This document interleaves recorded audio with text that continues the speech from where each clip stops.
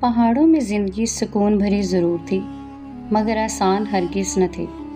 اندھیری راتیں، برفانی ہوائیں اور دور دور تک پھیلے سنسان راستے انسان کے دل کو کبھی کبھی دہلا دیتے، لیکن سلیمان اور سائرہ کو ان سب چیزوں کی عادت تھی۔ وہ اپنی چھوٹی سی جھونپڑی میں رہتے اور گاؤں والوں کے ساتھ مل کر پہاڑ کی حفاظت کرتے۔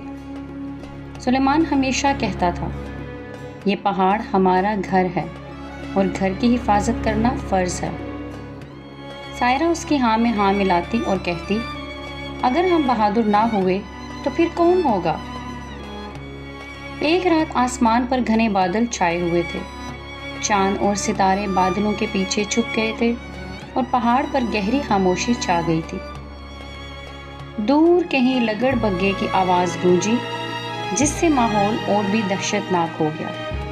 سلیمان اور سائرہ جھونپڑی کے اندر آگ کے قریب بیٹھے باتیں کر رہے تھے کہ اچانک انہیں نیچے وادی سے ہلکی ہلکی آوازیں سنائی دیں۔ سلیمان چونک گیا۔ اس نے فوراً دروازہ کھولا اور اندھیرے میں کان لگا کر سننے لگا۔ آواز قریب سے آ رہی تھی، جیسے کئی آدمی آہستہ آہستہ پہاڑ پر چڑھ رہے ہوں۔ وہ گھبرا گیا، مگر فوراً سمجھ گیا کہ یہ عام مسافر نہیں ہو سکتے۔ رات کے اس پہر کوئی اتنے بڑے گروہ کی صورت میں پہاڑ پر کیوں چڑھے گا؟ اس نے دھیرے سے کہا، سائرہ، یہ ضرور ڈاکو ہیں، شاید وہ گاؤں پر حملہ کرنے آ رہے ہیں۔ سائرہ کا دل زور زور سے دھڑکنے لگا، مگر اس کی آنکھوں میں خوف کی بجائے حوصلہ جھلک رہا تھا۔ اس نے کہا، بھائی، ہمیں کچھ کرنا ہوگا۔ اگر گاؤں والوں کو وقت پر خبر نہ ملی تو سب خطرے میں پڑ جائیں گے۔ سلیمان نے لمحہ بھر سوچا۔ گاؤں تک جانے کا راستہ طویل تھا اور ڈاکو بہت قریب پہنچ چکے تھے۔ وہ دوڑ کر جا کر اطلاع نہیں دے سکتے تھے۔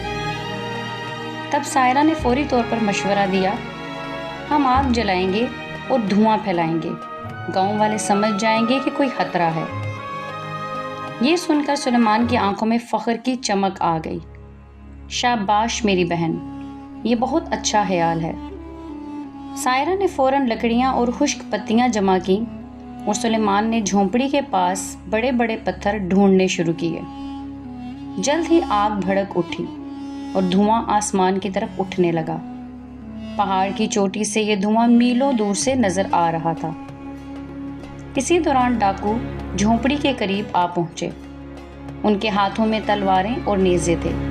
ان کے کپڑے پھٹے پرانے، مگر آنکھوں میں خطرناک چمک تھی۔